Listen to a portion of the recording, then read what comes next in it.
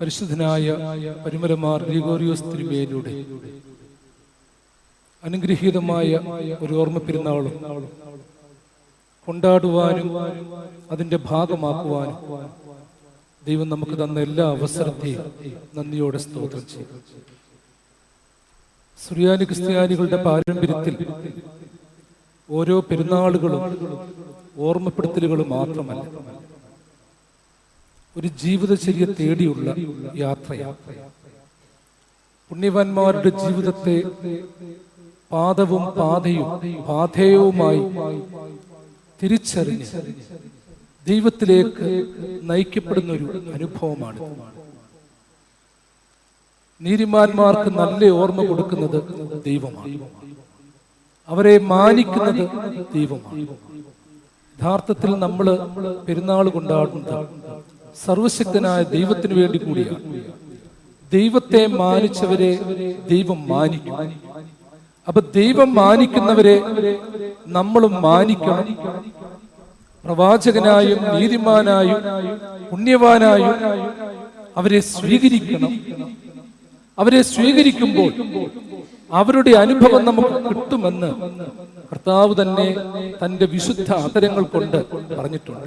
മറ്റുള്ളവർ പറഞ്ഞതല്ല, കർത്താവ് തന്നെ പറഞ്ഞത്.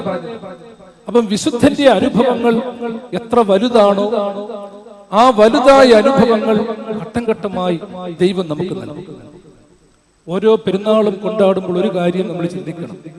നമ്മുടെ ഇപ്പോഴത്തെ പെരുന്നാളുകളിൽ ചെണ്ടയുണ്ട്, വാദ്യഘോഷങ്ങളുണ്ട്, അലങ്കാരങ്ങളുണ്ട്.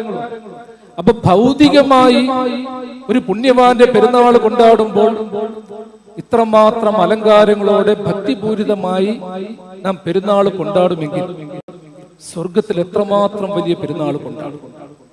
അവിടെ ദൂതന്മാരുടെ, വിശുദ്ധന്മാരുടെ, നിർമ്മലന്മാരുടെ, വിശുദ്ധ തൃത്വത്തിന്റെ അനുഗ്രഹീതമായ സാന്നിധ്യത്തിലുള്ള വലിയ ധൂപാർപ്പണവും വലിയ ഘോഷസ്വരങ്ങളുമുണ്ട്.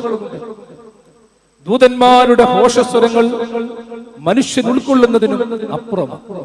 അതുകൊണ്ടാണ് നമ്മുടെ പാരമ്പര്യത്തിൽ പ്രത്യേകിച്ച് ഒരു കാര്യം ഓർത്തോണം. ഈ ശബ്ദശാസ്ത്രത്തില് ചെണ്ടയൊക്കെ കൊട്ടുമ്പോൾ നമ്മൾ കണ്ടിട്ടുണ്ട്, ഒരു നിശ്ചിത സമയം കഴിയുമ്പോഴത്തേക്ക് താളപ്പഴക്കത്താല്, മേളപ്പഴക്കത്താല് കൊട്ടി അവസാനം ഈ കൊട്ടുന്നവര് തങ്ങളുടെ ശിരസ് സംഗീതോപകരണങ്ങളോട് ചായ്ച്ച് ഒരു പ്രത്യേകമായ പോസില അത് അടിച്ചു നിർത്തി.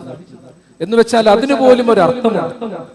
ഞങ്ങൾ എത്രമാത്രം കൊട്ടിയാലും സർവേശ്വര, നിന്റെ താളത്തിന്റെയും രാഗത്തിന്റെയും മുൻപിൽ ഞങ്ങളുടെ ഈ കൊട്ടും ഈ പാട്ടും ആഘോഷവും ഒന്നുമല്ല.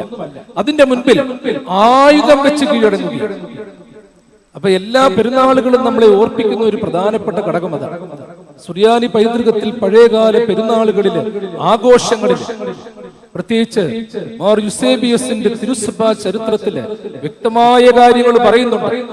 പെരുന്നാൾ എങ്ങനെ കൊണ്ടാടണം, തിരുശേഷിപ്പിടം എങ്ങനെ പരിപാലിക്കണം, ഓരോ തിരുശേഷിപ്പും എന്താണെന്ന് പറഞ്ഞുകൊണ്ടാണ് അതിനെ മാനിക്കേണ്ടതിനെ പറ്റി ആദ്യകാല ചരിത്രം പിതാക്കന്മാർ രേഖപ്പെടുത്തിയിരിക്കുന്നത്. കാരണം തിരുശേഷിപ്പുകൾ നമ്മളെ ഓർപ്പിക്കുന്ന അനുഭവം വലിയ അനുഭവമാണ്. നമ്മുടെ മുൻപിൽ ഇടവകയുടെ ഏറ്റവും മുൻപിലായിട്ട് തന്നെ പരിശുദ്ധനായ പരിമലമാർ ഗ്രിഗോറിയോസ് തിരുമേനിയുടെ തിരുശേഷിപ്പ് വെച്ചിട്ടുണ്ട്. ഈ ലോകമെന്ന് പറയുന്നത് ഒരു ഉപഭോക്തൃ കേന്ദ്രീകൃതമായ ലോകം മാത്രമല്ല.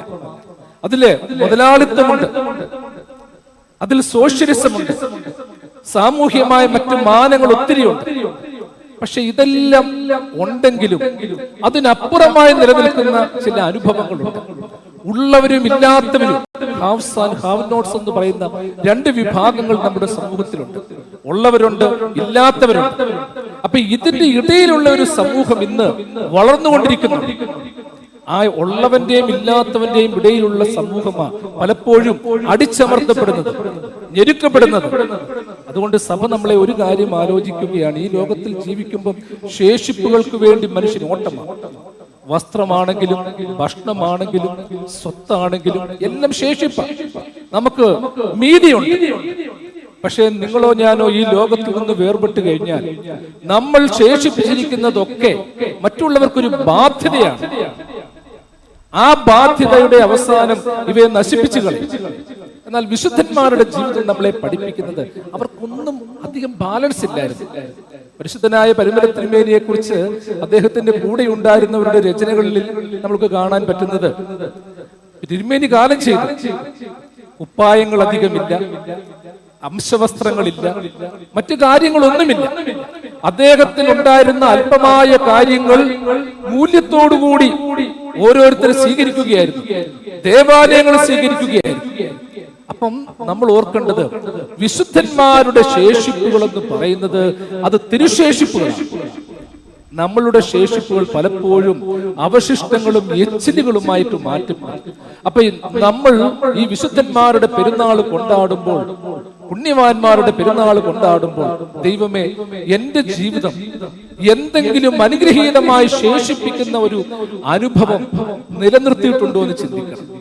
അതായത് വിശുദ്ധമായൊരു ശേഷിപ്പ് നമ്മളുടെ പ്രാർത്ഥനകൾ. പ്രിയമുള്ളവരെ, വിശുദ്ധമായ ശേഷിപ്പാട്ട് ഈ ലോകത്തിൽ എന്തെങ്കിലും ഉണ്ടെങ്കിൽ നമ്മൾ ആർക്കെങ്കിലും പണമോ പ്രതാപമോ കൊടുത്തതൊക്കെ അവർ മറന്നുപോകും. തിന്നാനും കുടിക്കാനും കൊടുത്തതൊക്കെ ഒരു കാലം കടന്നാൽ മറന്നുപോകും. നമ്മൾ ഇന്നും കൃത്യമായിട്ട് ഓർക്കുന്നത്, നമുക്ക് വേണ്ടി കണ്ണുനീരോടെ പ്രാർത്ഥിച്ചിട്ടുള്ളത്, നമ്മളെ അനുഗ്രഹിച്ചിട്ടുള്ളത്, അതൊക്കെ ഒരു വലിയ അനുഭവമായി ഇന്നും ശേഷിച്ചിട്ടുണ്ട്. പുണ്യവാനായ പരിമല തിരുമേനിയുടെ ജീവിതം പഠിപ്പിക്കുന്നതും അത് തന്നെയാണ്. കവിവാചകം പോലെ ജീവിച്ച വർഷങ്ങളല്ല, വർഷിച്ച ജീവിതമാണ് പ്രധാനമെന്നതുപോലെ കേവലം 55 വർഷം തികഞ്ഞു ജീവിച്ചില്ല. പക്ഷെ 123ാമത്തെ ഓർമ്മ കൊണ്ടാടിക്കൊണ്ടിരിക്കുകയാണ്. നമ്മൾ കേട്ടിട്ടുണ്ടല്ലോ, മഴ പെയ്തൊഴിഞ്ഞു, പക്ഷെ മരം ഇപ്പോഴും പെയ്തുകൊണ്ടിരിക്കുകയാണ്. മഴ പെയ്തു കഴിഞ്ഞു, മരം പെയ്തുകൊണ്ടിരിക്കുകയാണ് എന്നതുപോലെ വിശുദ്ധന്റെ ജീവിതം.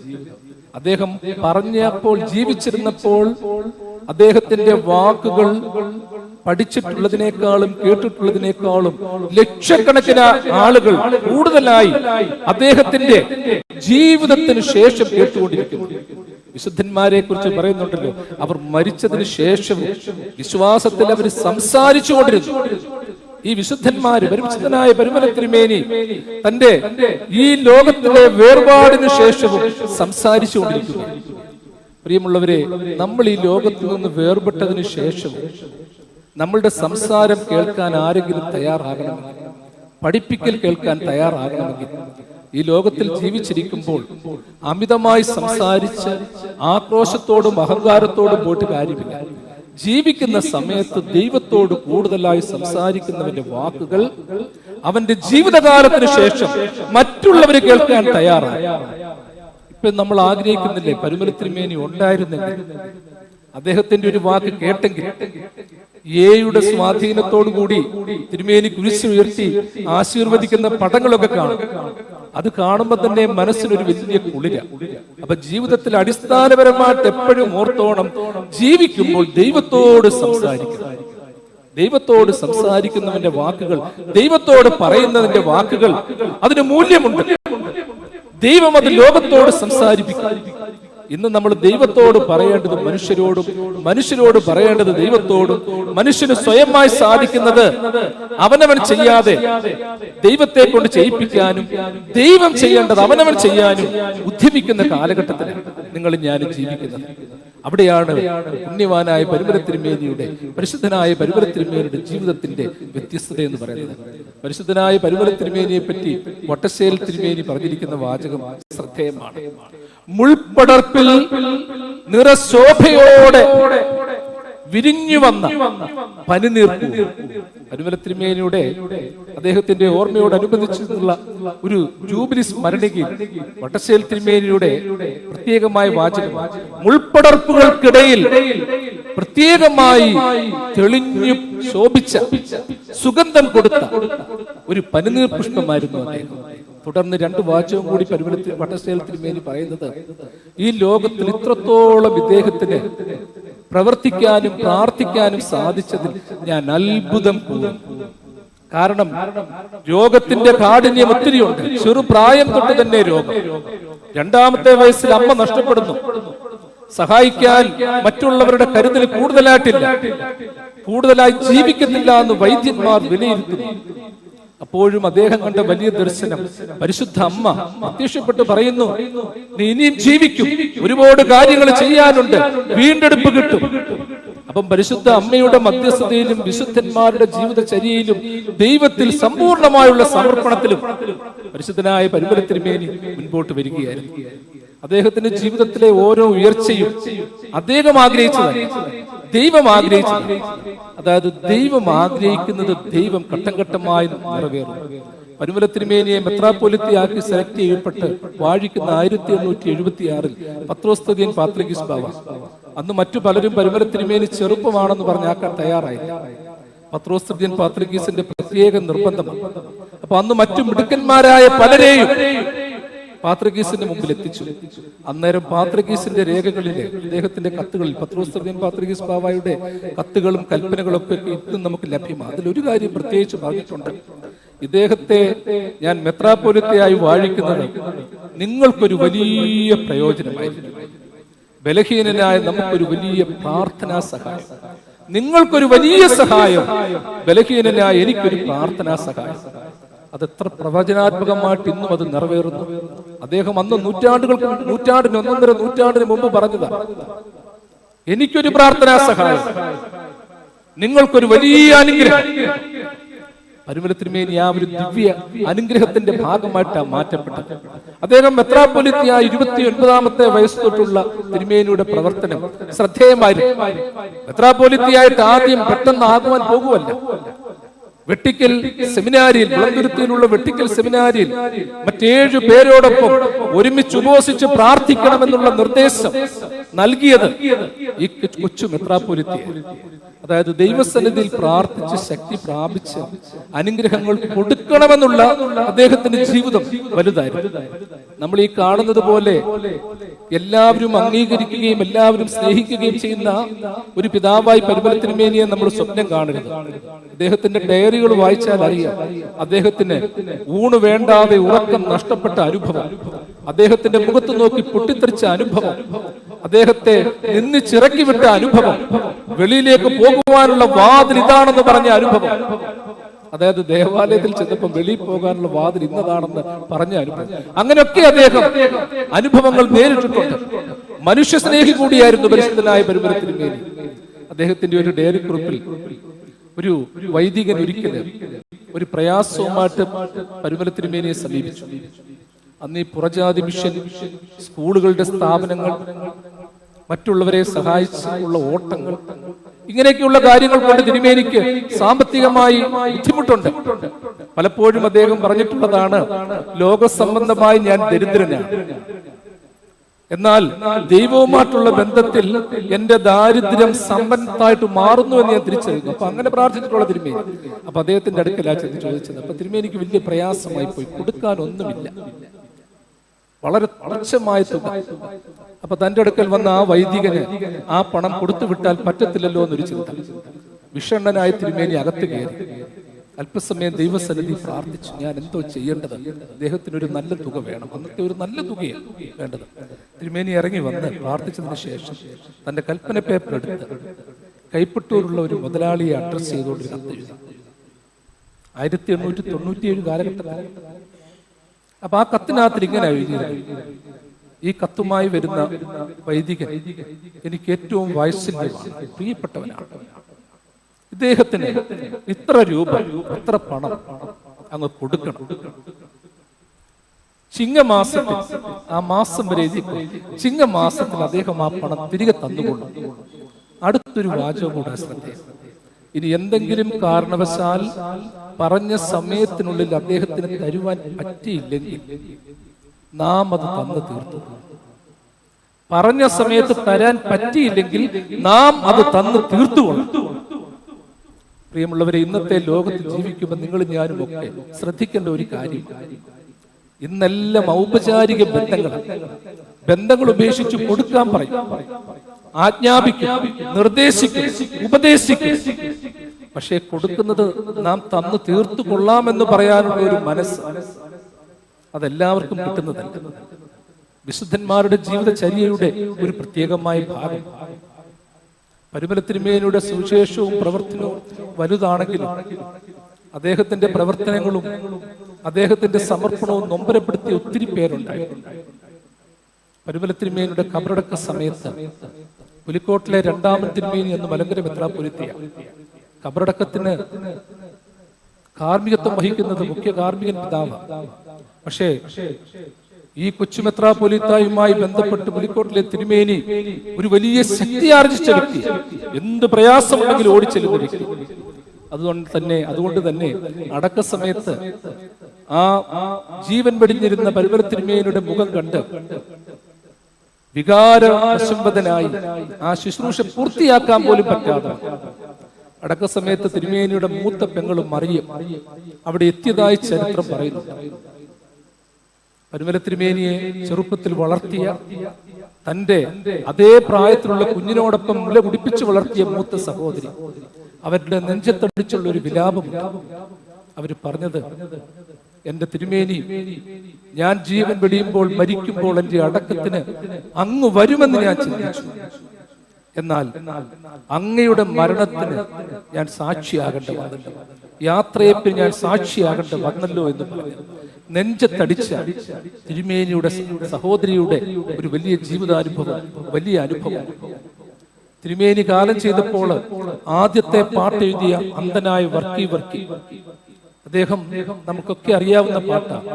സന്താപമേ സന്താപമേ എന്നും തീരാതെ കണ്ടുള്ള സന്താപമേ, എൻ്റെ ബാവാമാർ ഗ്രിഗോറിയോസയ്യോ വാനവനാട്ടിലമർന്നു പോയേ. ഈ കവിത എഴുതിയ വ്യക്തി, അദ്ദേഹത്തിന്റെ ഒരു സാക്ഷ്യവും പഴയകാല രചനകളിലുണ്ട്. അപ്പൊ അദ്ദേഹം അന്ധനാണ്. അപ്പൊ ഈ തിരുമേനിയെ കുറിച്ച് അതൊരു വലിയ ഒരു കാവ്യ രീതിയില്ല. ഈ ഇത്രയും വരി നമുക്ക് ഒത്തിരി അറിയാമെങ്കിൽ ഒത്തിരി ഉണ്ട് അതിൻ്റെ അകത്ത്. അപ്പം പല കാര്യങ്ങൾ എഴുതിയിട്ടുണ്ട്. അപ്പൊ അദ്ദേഹത്തോട് ആളുകൾ ചോദിച്ചിട്ടുണ്ട്, നിങ്ങൾ അന്ധനല്ലേ, അപ്പൊ തിരുമേനിയുടെ ഈ സൗകുമാര്യം, തേജസ്, ശബ്ദം പോട്ട് കുഴപ്പമില്ല, ചെവി കൊണ്ട് കേൾക്കാമല്ലോ, പക്ഷെ ഈ രൂപവും ഭാവവും ഇത്ര ഭംഗിയായിട്ട് അങ്ങേക്ക് എങ്ങനെ വ്യാഖ്യാനിക്കാൻ സാധിച്ചു? വർക്കി അതിന് പറഞ്ഞ മറുപടിയുണ്ട്. എന്റെ ചെറുപ്പത്തിൽ മാതാപിതാക്കളോടൊപ്പം പോയപ്പോൾ തിരുമേനി എന്റെ തലയിൽ കൈവച്ച് പ്രാർത്ഥിച്ചു. അദ്ദേഹം എന്റെ തലയിൽ കൈവച്ചപ്പോൾ അദ്ദേഹത്തിന്റെ മുഖം, അദ്ദേഹത്തിന്റെ രൂപം, ഭാവം എല്ലാം എന്റെ ഉള്ളിൽ, എന്റെ ബുദ്ധിയിൽ പതിഞ്ഞു വന്നു. അദ്ദേഹം തിരുമേനിയെ കുറിച്ച് വർണ്ണിച്ചിരിക്കുന്നത് കണ്ണുകൊണ്ട് കണ്ടവർക്ക് വർണ്ണിക്കാൻ പറ്റാത്ത രീതിയിലുള്ള വ്യാഖ്യാനമായിരുന്നു. അത്രമാത്രം അടുപ്പം പരുമല തിരുമേനിയോട്. ഞാൻ നിങ്ങളോട് ഒരു കാര്യം ഓർപ്പിക്കട്ടെ, പരുമല തിരുമേനി ഞങ്ങൾക്ക് വേണ്ടി അപേക്ഷിക്കണമേ എന്ന് മാത്രം പറയേണ്ടതല്ല ഓർത്തഡോക്സുകാരന്റെ ആത്മീയത. പരുമല തിരുമേനി എന്തപേക്ഷിച്ചു എന്ന് പഠിക്കണം. ദൈവത്തോട് എന്താ യാചിച്ചത്, എന്തിനു വേണ്ടി യാചിച്ചു, എങ്ങനെ എപ്പോൾ യാചിച്ചു, എന്താഗ്രഹത്തോടെ യാചിച്ചു, അത് നമ്മൾ ആദ്യം പഠിക്കണം. പുണ്യവാന്മാരോട് ഞങ്ങൾക്ക് വേണ്ടി അപേക്ഷിക്കണമേ എന്ന് പറഞ്ഞിട്ട് നമ്മുടെ കാര്യങ്ങൾ മാത്രം പറയുന്നതല്ല. ദൈവം തന്ന സ്വർഗീയ മധ്യസ്ഥനാ പരുമല തിരുമേനി. അവര് പഠിച്ച പാട്ടുകൾ പഠിക്കണം, പ്രാർത്ഥന പഠിക്കണം. നമ്മുടെ ഈ വിശുദ്ധ ബലിയർപ്പണം നടത്തി, വിശുദ്ധ പ്രാർത്ഥനകൾ നടത്തി അദ്ദേഹത്തിന് പരിശുദ്ധിയുടെ ഔന്നത്യത്തിലെത്താമെങ്കിൽ ഈ വിശുദ്ധ കുർബാന അർപ്പണത്തിലൂടെ, ദണ്ഡ നമസ്കാരത്തിലൂടെ, നോമ്പനുഷ്ഠാനത്തിലൂടെ പരുമല തിരുമേനിയെ പോലെ പൂർണ്ണതയിലെത്താൻ പറ്റും. നമ്മൾ പ്രാർത്ഥിക്കാനൊക്കെ ഒത്തിരി മറന്നുപോയിട്ടുണ്ട്. അവനവന്റെ പ്രതിസന്ധി മാത്രം ഓർത്ത കാര്യം, ആത്മാർത്ഥതയിൽ കളിപ്പീരും കള്ളത്തരങ്ങളും ഒക്കെ ഒത്തിരി വർദ്ധിച്ചു വരുന്നുണ്ട്. മനുഷ്യനെ വഞ്ചിക്കാൻ, ദൈവത്തെ വഞ്ചിക്കാൻ പറ്റുന്നില്ല. അപ്പൊ പരുമല തിരുമേനിയുടെ ഓർമ്മ കൊണ്ടാടുമ്പോൾ എനിക്ക് ഇന്നത് കിട്ടിയെന്നുള്ളതിന്റെ കണക്കെടുപ്പല്ല, അതായത് ഭൗതിക അനുഭവങ്ങളുടെ കണക്കെടുപ്പല്ല, ആത്മവരങ്ങളുടെ സമ്പാദനമാണ് ശ്രേഷ്ഠമെന്ന് ചിന്തിക്കുന്ന ഒരു തലം നമ്മുടെയൊക്കെ ജീവിതത്തിൽ ഉണ്ടാകും. അതുകൊണ്ടാണ് നമ്മൾ ഇന്നും പാടിക്കേട്ട്, ഇമ്പമെഴും നിൻ പാട്ടിൽ ശ്രദ്ധിച്ചിടും നിന്റെ ആടുകളെ, മൂസ ജനത്തെ തൃക്കൈ നീട്ടി വാഴ്ത്തിയതുപോലെ നീ വാഴ്ത്തണം. എന്ന് വെച്ചാൽ അയ്യോ പത്തോ എന്ന് പറയുന്നവരെയല്ല. അദ്ദേഹത്തിന്റെ എല്ലാ രാഗങ്ങളിലും പാടിയെന്നോ സംഗീതോപകരണങ്ങൾ ഉപയോഗിച്ചെന്നോ എല്ലാവർക്കും ഇമ്പമായ പാട്ട് പാടിയെന്നോ എന്ന് നമുക്ക് അറിഞ്ഞുകൂടാ. പക്ഷെ ഒന്നുണ്ട്, അദ്ദേഹം ദൈവത്തിനൊരു കിന്നരമായി മാറി.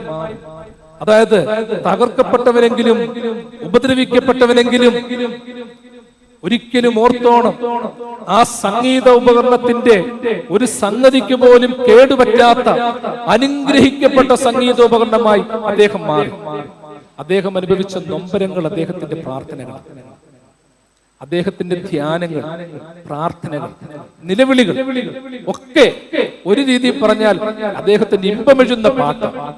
ആ ഇമ്പമെഴുന്ന പാട്ടിന്റെ വഴിത്താരം നമ്മൾക്ക് വേണം. ഇന്ന് ശബ്ദം കേൾപ്പിക്കാനും ശബ്ദം കേൾക്കാനും നിലനിൽപ്പിനും വേണ്ടി ഓടുന്ന ലോകത്ത്, ലോകത്തിന്റെ ഇമ്പം പ്രാപിച്ച ലോകത്ത് ദൈവത്തിന്റെ ഇമ്പം നമുക്ക് നഷ്ടപ്പെട്ടു എന്നുള്ള യാഥാർത്ഥ്യം കൂടി ഓർക്കണം. പ്രിയമുള്ളവരെ, ദൈവത്തിന്റെ രുചി നഷ്ടപ്പെടരുത്, ദൈവത്തിന്റെ ഇമ്പം നഷ്ടപ്പെടരുത്. ലോക സൗന്ദര്യത്തിനിടയിൽ ദൈവികമായ സൗന്ദര്യം നഷ്ടപ്പെടരുത്. ലൗകികമായ ആരോഗ്യത്തിന്റെ ഇടയിൽ എന്റെ ദൈവത്തിന്റെ ആരോഗ്യം, ദൈവം തരുന്ന ആരോഗ്യം നഷ്ടപ്പെടുത്തരുത്. വാക്കുകളെ ഉപസംഹരിക്കുകയാണ്. അദ്ദേഹത്തിന്റെ ഒരു ഡയറി കുറിപ്പിലെ ഒരു സംഭവ കഥ കൂടി പറഞ്ഞു വാക്കുകൾ ഉപസംഹരിക്കട്ടെ. നിങ്ങൾ ഒരുപക്ഷെ കേട്ട് കാണും. അദ്ദേഹത്തിന്റെ പഴയകാല ഡയറി കുറിപ്പിൽ 1896 നവംബർ 24 തിരുമേനി എഴുതിയൊരു ഡയറി കുറിപ്പ്. കാരണം പെരുന്നാളിന് വിശുദ്ധ കുർബാനയ്ക്ക് എത്ര പ്രസക്തി ഉണ്ടെന്ന് ഓർപ്പിക്കാൻ വേണ്ടി ഞാൻ ഒന്നുകൂടി അത് ആവർത്തിച്ച് പറയുന്നതാണ്. ആ ഒറിജിനൽ സ്ക്രിപ്റ്റ് ഞാൻ കണ്ടത്. അതിപ്രകാരം എഴുതിയേക്കുന്നത്, പരുമലയിൽ അഴിപ്പുര തിരുമേനി താമസിക്കുന്ന കാലഘട്ടം, ഇന്നത്തെ പോലെ ഒരു സൗകര്യവുമില്ലാത്ത അഴിപ്പുര, മനോഹാരിതയില്ല, കരണ്ടില്ല, വെള്ളമൊക്കെ പൊങ്ങി വരുന്ന സമയം, ഇഴജീവികൾ ഒത്തിരി ഓടി നടക്കുന്ന കാലഘട്ടം. അങ്ങനെയുള്ള 1896 നവംബർ മാസം 24 അദ്ദേഹം വിശുദ്ധ നാട്ടിൽ പോയതിനു ശേഷമുള്ള സമയം അദ്ദേഹം ഇപ്രകാരം എഴുതി. ഇപ്പോൾ സമയം 9 മണി കഴിഞ്ഞു. ഒരു ശബ്ദം കേട്ട് ഞാൻ മുകളിലേക്ക് നോക്കി. വാരിയിലൂടെ ഒരു കറുത്ത പാമ്പ് ഇഴഞ്ഞു പോകുന്നു. ഏതോ വിഷപ്പാമ്പാണെന്ന് തോന്നുന്നു. ശമ്മാസന്മാരും കുശലിക്കാരും ഇന്നത്തെ പണി ചെയ്ത് തളർന്നതുകൊണ്ട് ഞാൻ അവരെ ശല്യപ്പെടുത്തുന്നില്ല. ഇനിയും ഇറങ്ങി വന്ന് ഈ പാമ്പെന്നെ ദംശിച്ചാലും എനിക്ക് ഭയമില്ല. എന്റെ കർത്താവിന്റെ തിരുശരീര രക്തങ്ങൾ എന്നിലുണ്ട്. ഈ തിരുശരീര രക്തങ്ങൾക്ക് ആ പാമ്പിന്റെ വിഷത്തെ അതിജീവിക്കാൻ ശക്തിയുണ്ടെന്ന് ഞാൻ ഉറച്ചു വിശ്വസിക്കുന്നു. തമ്പുരാനെ സുഖകരമായ ഉറക്കം തന്നാൽ, തമ്പുരാനെ സുഖകരമായ ഉറക്കം തന്നാൽ, ടോർച്ചില്ല, ലൈറ്റില്ല, മേശപ്പുറത്തുള്ള മേശ വിളക്ക് തിരിതാഴ്ത്തി കിടന്നുറങ്ങുന്ന തിരുമേനിയെ നമ്മളൊന്ന് കാണും. ഒരു ചിലന്തിയെ കണ്ടാൽ മുറി കിടക്കാത്ത നമ്മൾക്ക് പാമ്പ് മേളിലൂടെ എഴഞ്ഞു പോയിട്ട് പോലും പേടിക്കാതെ സമാധാനമായിട്ട് കിടക്കാൻ പറ്റിയെങ്കിൽ, പ്രിയമുള്ളവരെ ഓർത്തോണം, എന്നിലും നിങ്ങളിലും തിരുമേനി സാക്ഷിച്ച കർത്താവിന്റെ തിരുശരീര രക്തങ്ങളുണ്ട്. ജീവിതത്തിൽ എന്തൊക്കെ പ്രതിസന്ധികൾ വന്നാലും, തലമുറകളെ കൊണ്ട് നൊമ്പരം വന്നാലും, ജീവിത പങ്കാളി ഒറ്റപ്പെടുത്തിയാലും, നിങ്ങൾ സ്നേഹിച്ചിട്ടും കരുതിയിട്ടുമുള്ളവരെല്ലാം നിങ്ങളെ വിട്ടുപോയാലും, മുൻപോട്ടൊരു വഴി പോലും ഇല്ലെന്ന് കണ്ടാലും, പ്രിയമുള്ളവരെ, ലോക സമ്പത്തിനേക്കാളും മരുന്നിനേക്കാളും അമർത്യതയുടെ ദിവ്യ ഔഷധമായ കർത്താവിന്റെ തിരുശരീര രക്തമുണ്ട്. ദൈവം നമ്മളെ തേടി വരുന്നുണ്ട്. എയർപോർട്ടിൽ ചെക്കിംഗ് ചെയ്തു കഴിഞ്ഞാൽ അവരെ ഫ്ലൈറ്റിൽ കയറ്റേണ്ടത് അവിടുത്തെ ഉദ്യോഗസ്ഥരുടെ ജോലിയാണ്. കണ്ടില്ലെങ്കിൽ തിരക്കി നടക്കും, ചുറ്റുവട്ടത്തിൽ നടക്കും. നമ്മളുടെ പേരുകൾ വായിക്കാൻ അറിയാത്ത തോമാച്ചന്റെയും കറിയാച്ചന്റെയും മറിയാമ്മയുടെയും പേര് ശരിയായി ഉച്ചരിക്കാൻ പറ്റാത്ത അറിയാത്ത ജോലിക്കാർ, വടക്കേന്ത്യക്കാർ, നോർത്ത് ഈസ്റ്റുകാര് ഇങ്ങനെ പേര് വിളിച്ചുകൊണ്ട് നടക്കുന്നത് കാണും. അല്ലെങ്കിൽ അവർക്കും ഭയമാണ്, ഈ കേറിയവൻ എവിടെ പോയി എന്നതുപോലെ നിങ്ങൾ ഞാനും ഒരു സ്പിരിച്വൽ ചെക്കിൻ കഴിഞ്ഞവരാണ്. മാമോദിസ സ്വീകരിച്ചു, തിരുശരീര രക്തങ്ങൾ അനുഭവിക്കുന്നു. ഈ പ്രാർത്ഥനയുടെയും കുർബാനയുടെയും ഭാഗമാണ്. ആത്മീക പേടകത്തിലല്ലാതെ നമുക്ക് കയറാൻ പറ്റത്തില്ല. അതിൽ കയറിയില്ല എന്നുണ്ടെങ്കിൽ ഒരുപാട് ബാധ്യതകളുണ്ട്. തീർച്ചയായിട്ടും എന്നെ നിങ്ങളെയും ആത്മീകമായ പേടകത്തിൽ കയറ്റുവാൻ യത്നിക്കുന്ന വിശുദ്ധന്മാരുടെ ഒരു വലിയ ഗണത്തെ ദൈവം ഒരുക്കിയിട്ടുണ്ട്. പുണ്യവാനായ, പരിശുദ്ധനായ, നീതിമാനായ, പ്രവാചക തുല്യനായ പരിമല തിരുമേനിയുടെ പ്രാർത്ഥന, അനുഗ്രഹം അതിന് നമ്മൾക്ക് ഇടയാക്കട്ടെ എന്ന് ആത്മാർത്ഥമായിട്ട് പ്രാർത്ഥിക്കുന്നു.